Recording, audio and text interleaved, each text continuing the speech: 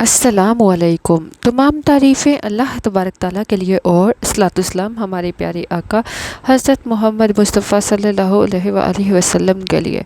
मोहतरम ख़वातीन व हज़रात, आज की वीडियो का मौजू है ऐसा ज़बरदस्त पैक जिसे आपको सिर्फ़ और सिर्फ एक मरतबा लगाना है और एक ही बार के इस्तेमाल से आप देखेंगे कि आपकी स्किन चमकदार हो जाएगी, चमकने लगेगी। ये वो ज़बरदस्त रेमेडी है जिसे एक बार इस्तेमाल करके आप खुद हैरान होंगे कि आप शुक्रिया अदा करने पे मजबूर होंगे। तो आइए जान लेते हैं इस रेमेडी को कैसे बनाना है। सबसे पहले मैं आपको इसकी अफादियत बताती चलूँ। इससे आपके डार्क स्पॉट्स रिमूव होंगे, इससे आपकी एक्ने रिमूव होगी, इससे आपके रिंकल्स रिमूव होंगे, क्योंकि इसमें मौजूद इंग्रेडिएंट आपकी स्किन को हाइड्रेट करते हैं। डिहाइड्रेशन की वजह से स्माइल लाइंस बन जाती हैं, रिंकल्स हो जाते हैं, फ्रैकल्स हो जाते हैं और बहुत सारी प्रॉब्लम्स हो जाती हैं। और अगर आपको सन टैन का प्रॉब्लम हो गया है, ठीक है, वो भी ठीक हो जाएगा। एक्ने के स्पॉट्स रह गए इंशाल्लाह वो भी ठीक हो जाएंगे। रेमेडी ज़बरदस्त है, शर्त ये है कि एक बार ज़रूर इस्तेमाल करके देखिए। तो इस रेमेडी को बनाने के लिए पहला इंग्रेडिएंट जो आपको चाहिए, सामने स्क्रीन पर आप देख सकते हैं, बादाम का तेल। बादाम का तेल स्किन के लिए बहुत फ़ायदेमंद होता है। ये आपके डार्क स्पॉट्स को रिमूव करता है, ये रिंकल्स को रिमूव करता है, ख़ासकर ये स्किन को हाइड्रेट बनाता है। अगर आपकी स्किन डिहाइड्रेशन की वजह से ख़राब हो चुकी है तो आपकी स्किन हाइड्रेट हो जाएगी। ये आपको बताओ डार्क सर्कल्स को भी रिमूव करता है। दूसरी चीज़ जो आपको चाहिए होगी वो है एप्पल साइडर विनेगर, सेब का सिरका। ये भी स्किन के लिए बेहद फ़ायदेमंद है। इससे स्किन पे चमक आती है और आपकी स्किन नरिश होगी। तीसरी चीज़ जो आपको चाहिए इसमें मिलाने के लिए वो है राइस फ्लोर, चावल का आटा। यकीनन आप लोग जानते होंगे या अगर आप लोग ने यूज़ किया है तो आपको नज़र आया होगा इसका रिज़ल्ट इसको इस्तेमाल करने के बाद।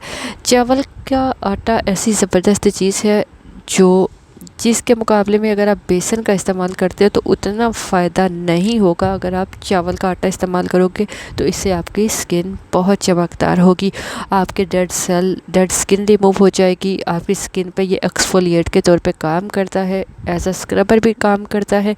अगर आप लोग डिफरेंट किस्म के स्क्रबर क्लिनज़र यूज़ कर रहे हो और फेशियल स्किन पॉलिश कर रहे हो तो उन सब चीज़ों के बजाय अगर आप इस एक रेमेडी को यूज़ कर लोगे तो इसमें टोनर और स्क्रबर, फेशियल पैक सब कुछ आ जाएगा। अब आपने करना क्या है, एक बाउल ले लीजिए, उसमें 1 चम्मच मिलाइए बादाम का तेल और इसमें आप मिलाइए 1 ही चम्मच सेब का सिरका।